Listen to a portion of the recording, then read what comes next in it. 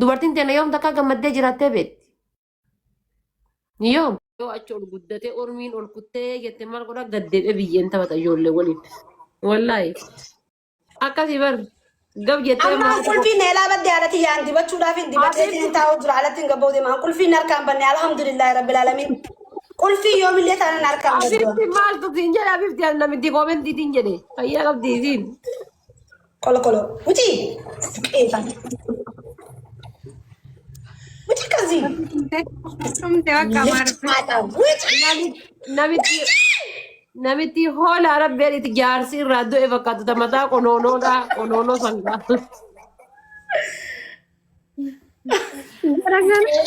Gara kana filan mana tokko fidanii keessa kaanii saaloonii dhiisan kilaasuma xiqqaa wayii fidanii itti qollofan. Akkam Waan ta'a? tokko waliin jiru. Maqaan kan kee allaa waliidha wanni nuti barreessitu ammoo jechuudha wasaqa akka fuula kan keetiiti jechuudha badaka gadi ol qamaaca'e qamaacichi. Waan ofii viidiyoon aadaa dhagahaa guyyaa afurii hafe guyyaan kiyya sabtii dhuftu. Habiibti kootu laayif goolii push godhi ilmoo leencaa. Haadha faate maal Nde laayif goolii push godha Habiibti tiyya. Guyyaa takka baba takka mana kanatti hin kennini haadha Waan ofii faate. anaatu mana keetitti ababaan kannini. Kana booda xurumbaa ta'ee nama lallafaa wallaahi. Haadha seenaa ni qabdaa geemoo walirra nu qabdee. Haati seenaa si jamir fira maal qabdii midhagaa. Kana booda xurumbaa taatu. Dhiira gaafa mallaqa barsiiftan imanuun dhiirri sun horoo isiniin taatu. Dhiirri gaafa harka akkana isin jala godhachuu eegal allaqee daqqaqe. Zalaalam uf danda'ellee hin dalagatu, hin hojjetatullee, hin ifaajatullee, hin jiraatullee harka si jala qabachuu eegallaan abdaanni zalaalam harkuma si jala qabata. Ati dhalillee dhalchillee waan barbaaddellee godhi hatillee hamadhullee bakka feetellee fidi harkuma si jala qabata. Mallaqa hoo'uu barsiifnaan dhiira hoo'uu barsiifnaan. Hoo'uu ati jechuu barsiifnaan si dhumate kalaas. Hin jiru jechuudha. Wallaahi wanni sobaa tokko hin jiru.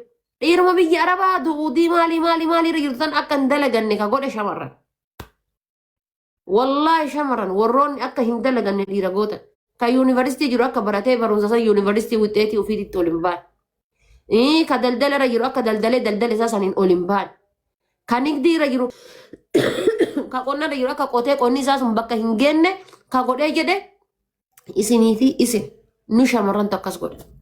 Malee dhiirri sirriitti dalagachuu dandeetti, sirriitti hojjetachuu dandeetti, sirriitti fayyachuu dandeetti.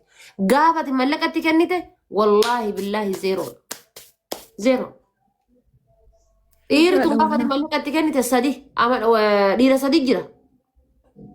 Tokko dhiirri tokko akkamta mallaqumatti itti kennitu kana ammas ruma uumatti itti kennitu kana uumatti gootu kana uumatti taatu kana deemee maal si se'a?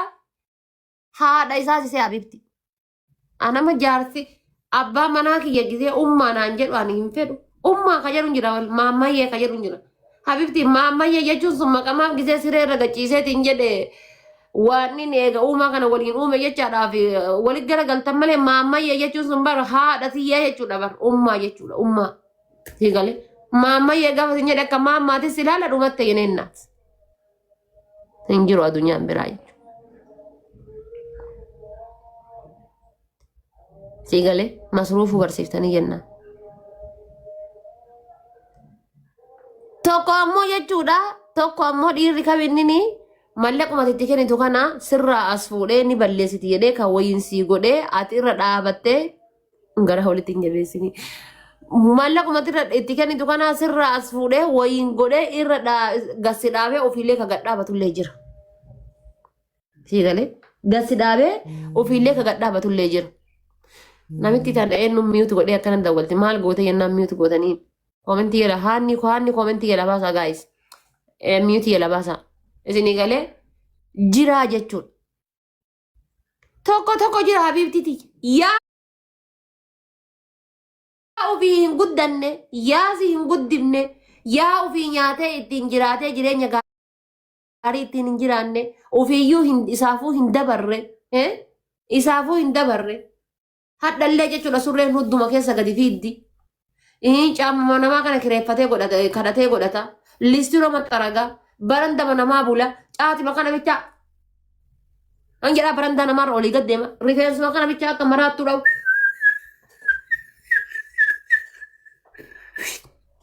Hinjiru waa takka jechuudha. Kasaara si galee. Sillee hin jiraachisu ofiillee hin jiraatu. Dhiirri sadi kana jechuudha. Yaa akka haadhaatis ilaalu gaafa isa masruufuu eegalte kafar isa godhuu eegalte akka obboleetti akka haadhaatis ilaalu yaa ammoo mallaqa kan keessan sirraa fuudhee waasii godhee ofiillee waa godhatee gadhaabachuu yaa dayyuusa ta'eetiin hobbaatii ta'uu jechuudha. Amal akkasii barsiiftan dhiira gaafa mallaqa barsiiftan. Amal akkasii san barsiiftan gaafa dhiira mallaqa barsiiftan. Dhiira sadiin kana gootan jechuudha. Hoomileesii ta'a. Hoomilees jedhama asii. Hoomkeerii moo hoomileesii ta'a. Akkasi. Afaan Ingiliffaa jecha maal inni wannoonni hoomkeerii hoomileesiin sun maal inni Ingiliffa irra baradhe garuu maal akka ta'e beeku waan gaariidha inshaallah. Akkasi. Isin eegalee dhiira dayyuu san godhina. An dhiira dayyuu san godhina. Haa dalagatu dalagadhu atis carraaqe garasiin.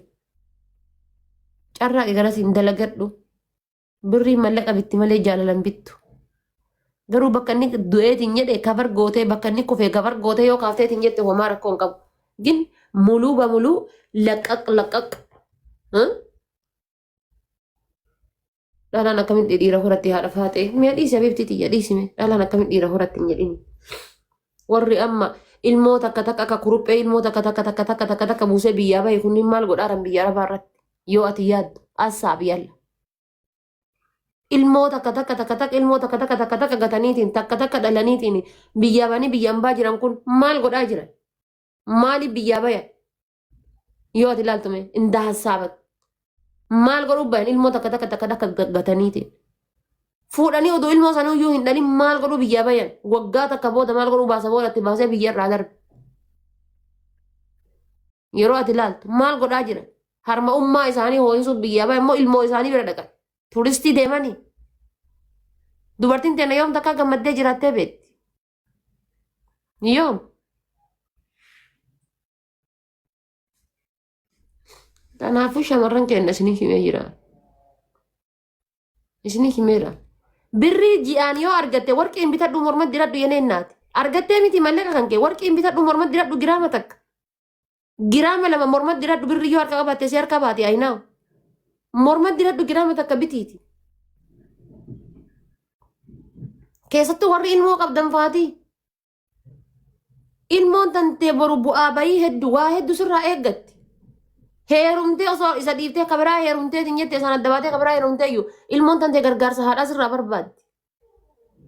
Gargaarsa haadhaa. Kabar godhuu si barbaachisa. Haati teenna bar heerumnee dhallee nu guddiftee ilmoo teenya nu jala guddifti haati teenya. Aatis akkas ta'uu qabdaa jechuudha. Heerumtee ilmoo ijoollee sadiitti dhiiftee biraa baatee biyyaan baa Suudii Arabiyaa fi Dubaay Joordaan dalagachuu jirta. Ati haadha akkasii ta'uu qabda haadha tan teetiif. Geette intalli tiyya abbaa barbaadetti haa heerumtu indazii mibbaan nagalee lima fiifti tiyya. Igalee bakka isin jirtu sanii qoraasuma taatee fi haadha tan ta'e intala tan ta'e san bakka isin jirtu sanii bulchuu qabu waan akkasii tan ta'uu qabdanii jechuudha. Heerumtee miti ama beera ammaati bara. Heerumte waan kaan irra bu'e taanaan dhufte tiktokii irratti jala galee. Kalas bakka fuudhee bar dheengaduma makana nikaa guyyaa sadii nikaa hidhate. Hadda qofa wal keessa jirani.